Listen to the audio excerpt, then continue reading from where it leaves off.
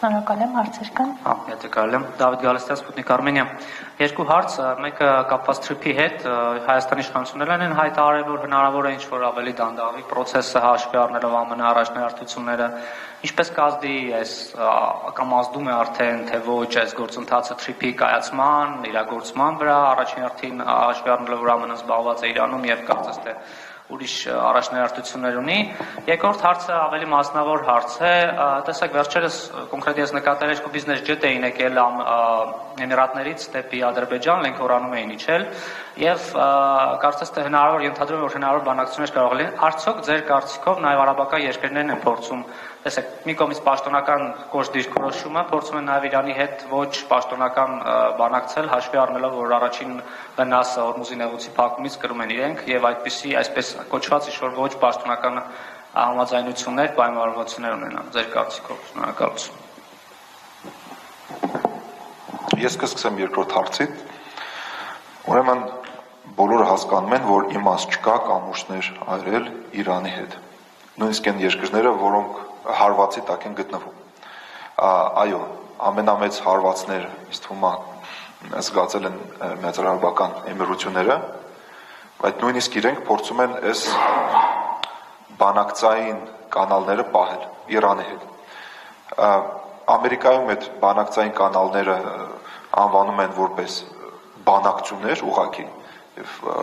պարոն Արախչին դրա մասին ասաց եւ մենք էլ ենք դրա մասին խոսում, որ Միացյալ Նահանգներում կա ընկալում, որ դա ինչ-որ բանակցային գործընթաց է, բայց միևնույն ժամանակ ընդամենը ինչ-որ մեսեջներ են մեկը մյուսին, Վիտկոֆ ուղարկում Արախչին եւ Արախչին Վիտկոֆին։ Իրանում դա չեն անվանում որպես բանակցություններ։ Հիմա Միացյալ Արաբական Էմիրությունների համար շատ կարևոր է ունենալ առանձին զուգահեռ, ասենք ասենք տրեկ, որտեվ ամեն մեկը փորձում է հնարավորինս հապավագրի իր շահերը։ Օրինակ բերեմ, հիմա Իսրայելում շատ լուրջ մտահոգված են, որ տեղի ունենում ինչ-որ ուղիղ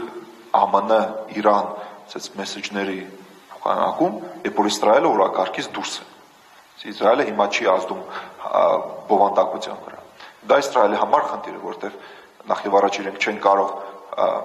մաս լինեն ընդանուր կոնֆիգուրացիա, երկրորդը այս հնարավորությունների պատուհանը կարող շատ արագ փակվի։ Նույնը Արաբական Էմիրությունների համար, եթե այնտեղ ինչ-որ պայմանավորվածություն լինի, օրինակ Հորմուզի նեղուցի շուրջ, եւ տարբեր սցենարներ են քննարկվում, նույնիսկ համատեղ ինչ-որ ընկերություն պիտի ստեղծվի, որտեղ մաս կկազմեն Իրանը եւ Միացյալ Նահանգները, որոնք այդտեղից ինչ-որ գումար կստանան տրանզիտի համար եւ այլն։ Փաստացի կարող է ստացվի այդպիսի իրավիճակ, որ այլ երկրները, որոնք օգտագործել են այդ նեղուցը, ոչ թե բենեֆիտ կստանան, այլ հակառակ պիտի գումարներ ինչ-որ կճարեն։ Հետաբար իրանք իհարկե շագրված են այդ կանալները պահեն։ Միևնույն ժամանակ տեսնում ենք ինչպես կոշտ դիրքորոշում ունեն նույն Արաբական Էմիրությունները, օրինակ Իրանի դիվանագետների հանդեպ իրենց տարածքում։ Բայց փակ կանալները իհարկե իրենք պահելու են։ Հիմա չգիտեմ Լենկորանում արդյոք դրա համար էին գնացել թե ոչ, դժվարում եմ պատասխանեմ, բայց որ իրենք ուղղակի ինչ-որ կապեր ունեն եւ բանակցում են, անուղղակի դա կնհայտ է։ Տրիպի վերաբերյալ շատ կարճ կոմենտ եւ գործընկերներս ավելի մանրամասն կբացեն, ուրեմն ինչպես կարող է ազդել Իրանի պատերազմը տրիպին։ Երկու ձևաչափով։ Առաջինը հետաձգվի նախագիծը, որովհետեւ ռիսկերն են շատ եւ այլն, երկրորդը ինչ որ մի ձև փոխվի նախագիծը։ Այն դեպքում, եթե չգիտենք ինչպիսի իրավիճակ կլինի Իրանում։ Հետաձգվելու մասին արդեն պաշտոնյաները ասել են, որ այո, Միացյալ Նահանգների կողմից հետաքրքրությունը գնալով նվազում է, հետեւաբար կարող հետաձգվի նախագիծը։ Իսկ ինչպես կարող է փոխվի նախագիծը, այստեղ կա մի քանի հատ խնդիր։ Խնդիր համար 1, ինչպիսի իրավիճակ կլինի Իրանում, եթե մնում է գործող իշխանությունը եւ ինչ որ պայմանավորվածության են հասնում Միացյալ Նահանգների հետ, ապա նույնիսկ այս դեպքում ինքը կարող է ավելի կոշտ դիրքորոշում ունենա յուրաքանչյուր Միացյալ Նահանգների ներկայությամբ իր սահմանների մոտ, որը իրենք ի վերջո շարունակել են նկատել որպես անվտանգության խնդիր։ Եվ երկրորդը, ինչպես կարող ազդել, եթե ընդհանրապես ինչ որ քաոս ստեղծվի Իրանում։ Հետևաբար դժվար թե ինչ որ լուրջ մեծ ընկերություններ շահագրգռված կլինեն անեն ներդրումներ այն տարածաշրջանում, որտեղ ինչ-որ ոչ կայուն իրավիճակ է, եթե ինչ-որ մասնատման կամ ֆրագմենտացիայի միտումներ կան։ Այս երկու ձևաչափով է ներքին Իրանի տեսանկյունից նայենք։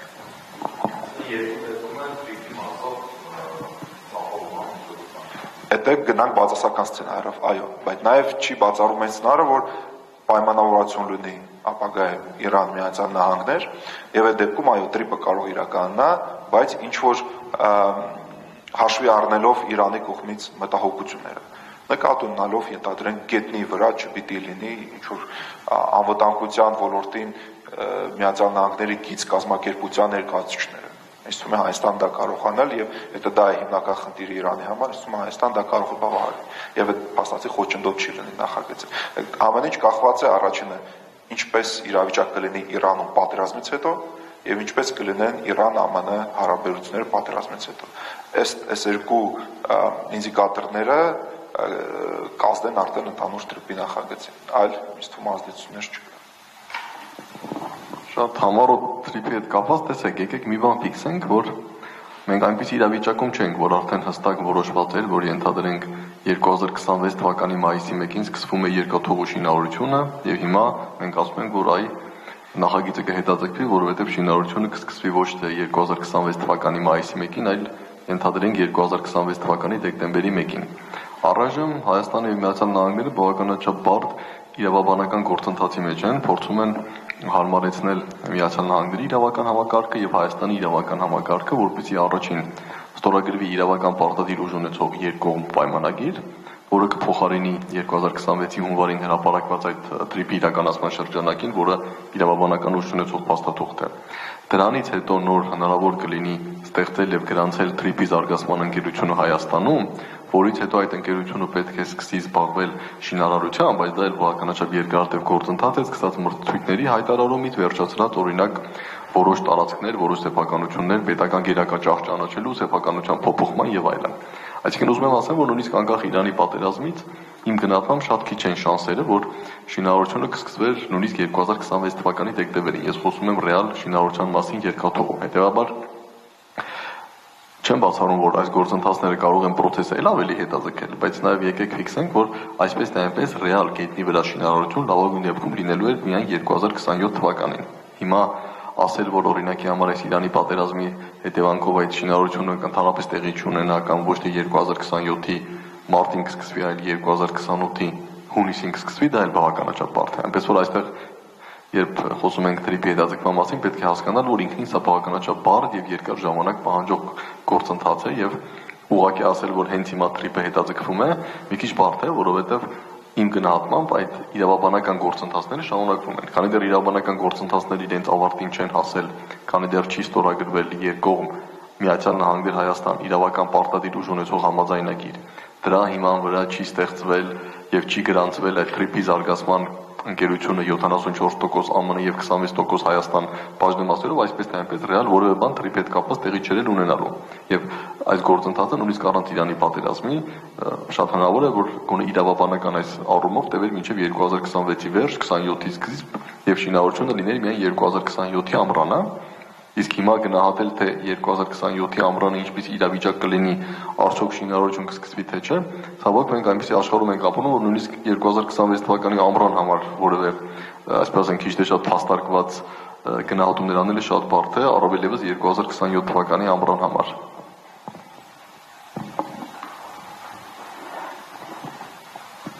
Ունենք այլ հարցեր։ Եթե չէ, ես մի հարց ունեմ։ Բարբերաբար խոսվում է ԱՄՆ կողմից ցամաքային զորքեր Իրան մտցնելու հարցի վերաբերյալ։ Կցանկանայի հարցնել, թե արդյոք սա հնարավոր է եւ որը կլինի սրա նպատակները եւ ինչ սցենարներ կանխատեսել։